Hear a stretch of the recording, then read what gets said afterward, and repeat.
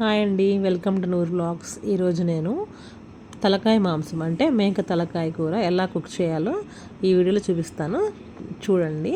నేనైతే ముందుగా మార్కెట్ నుంచి తెచ్చిన తలకాయ కాళ్ళు మాంసాన్ని బాగా క్లీన్ చేయాలండి. ఫస్ట్ ఒక 7 to 8 టైమ్స్ దాన్ని బాగా చక్కగా చాలా వాటర్ వేసి బాగా నీట్గా క్లీన్ చేసుకోవాలి. ఎందుకంటే ఎటువంటి స్మెల్ కానీ ఏ డస్ట్ కానీ లేకుండా ఉంటుంది. ఇప్పుడు దానిలో కొంచెం కళ్ళుప్పు, కొంచెం పసుపు వేసి, అలాగే ఒక గ్లాస్ వాటర్ వేసి, ఒకటంటే ఒక గ్లాస్ రెండు గ్లాసులు కూడా వేయచ్చండి, ఏమవ్వదు. వేసిన తర్వాత కుక్కర్లో పెట్టేసి దాన్ని ఒక 4 to 5 విజిల్స్ రానిచ్చేసి ఆఫ్ చేశాను. చూడండి, ఇలా కుక్కర్లో కుక్ చేసుకున్న తర్వాత మనకేంటంటే తలకాయ మాంసం తొందరగా కుక్ అయిపోతుంది అన్నమాట. కుక్కర్లో అయితే ఇట్లా మనకి సాఫ్ట్గా అయిపోయింది కదా. ఆల్మోస్ట్ మనకి ఒక 70 to 80% ఇది కుక్ అయిపోయింది. ఇప్పుడు దీన్ని మనం పక్కన పెట్టుకొని, ఇప్పుడు మళ్ళీ స్టవ్ మీద ఒక వెడల్పాటి గిన్నె తీసుకొని దానిలో కావాల్సినంత ఆయిల్ వేయాలి. అంటే ఒక 100 grams అలా వేసుకోవాలి దీనికి. ఎందుకంటే తలకాయ మాంసానికి కానీ ఏదైనా నాన్ వెజ్కి మనకి ఆయిల్ అనేది బాగానే పడుతుంది కాబట్టి. ఇప్పుడు దానిలో మనం ఆనియన్ పేస్ట్, దీనిలో నేను ఒక 2 ఆనియన్స్ పేస్ట్ చేసేసి దానిలో వేసానండి. ఆ పేస్ట్ వేసేసి బాగా ఫ్రై చేసుకోవాలి. ఇలా ఫ్రై చేసుకొని కొంచెం పచ్చి వాసన పోతున్నట్టుగా మనం సిమ్లో పెట్టాలి, అడుగంటకుండా ఉంటుంది అనమాట. సిమ్లో పెట్టి ఫ్రై చేసుకున్న తర్వాత ఒక 3 పచ్చిమిరకాయలు, ఒక 3 పచ్చిమిర్చి మనం కట్ చేసుకొని దానిలో వేసేసి, తర్వాత ఏంటంటే మనం అవి కూడా వేగుతున్నాయి అన్నప్పుడు అల్లం వెల్లుల్లి పేస్ట్ ఒక 2 to 3 స్పూన్స్ దీనిలో మనం వేయాలి. అల్లం వెల్లుల్లి పేస్ట్ వేసేసి అది కూడా మనం బాగా పచ్చి వాసన పోయేదాకా దాన్ని కూడా మనం ఫ్రై చేసుకోవాలి. చూస్తున్నారు కదా, అలా మొత్తం మనకి ఇదంతా కూడా మనం కొంచెం సిమ్లో పెట్టి చేసుకోవాలన్నమాట. మీడియం ఫ్లేమ్లో, ఎక్కువ హైలో పెడితే అదంతా అంటుకుపోతుంది. ఇప్పుడు దీనిలో మనం ఒక 3 లవంగాలు, 3 నుంచి 4 లవంగాల దాకా వేసుకోవచ్చు.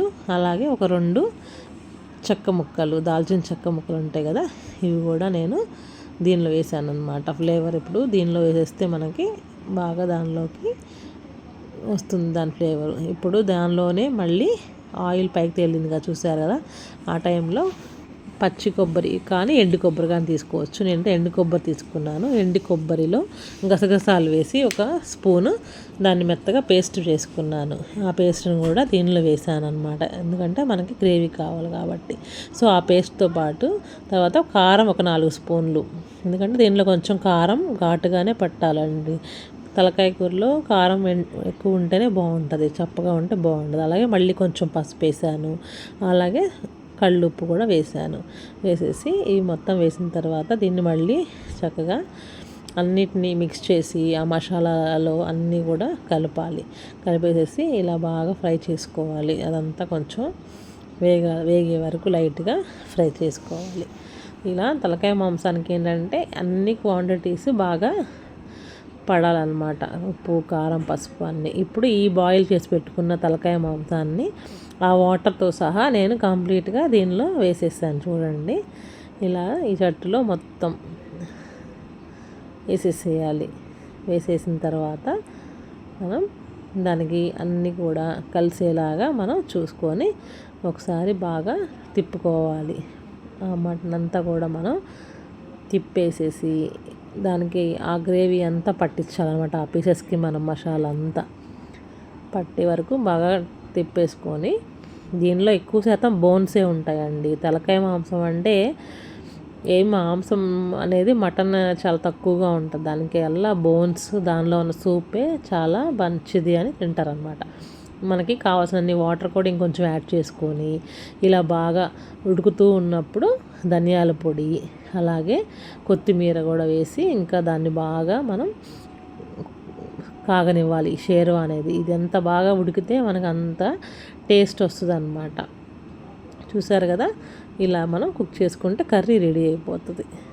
ఇలా మనకి ఎప్పుడైతే కర్రీలో ఆయిల్ అంతా ఇలా పైకి తేలుతుందో కొంచెం, అప్పుడు మనకి కర్రీ అంతా బాగా కుక్ అయిందని అర్థం అండి. సో ఇలా మంచిగా తలకాయ షేర్వా చేసుకుని జలుబుగా ఉన్నప్పుడు కానీ మనకి అలా తింటే మనకి జలుబు కూడా తగ్గిపోతుందండి. అలాగే ప్రెగ్నెంట్ వాళ్ళకు కూడా బాగా మంచిదని పెడుతుంటారు. ఓకేనండి, ఈ వీడియో నచ్చినట్లయితే లైక్ చేయండి, షేర్ చేయండి. అలాగే నా ఛానల్ని కూడా సబ్స్క్రైబ్ చేసుకోండి. Bye, have a nice day.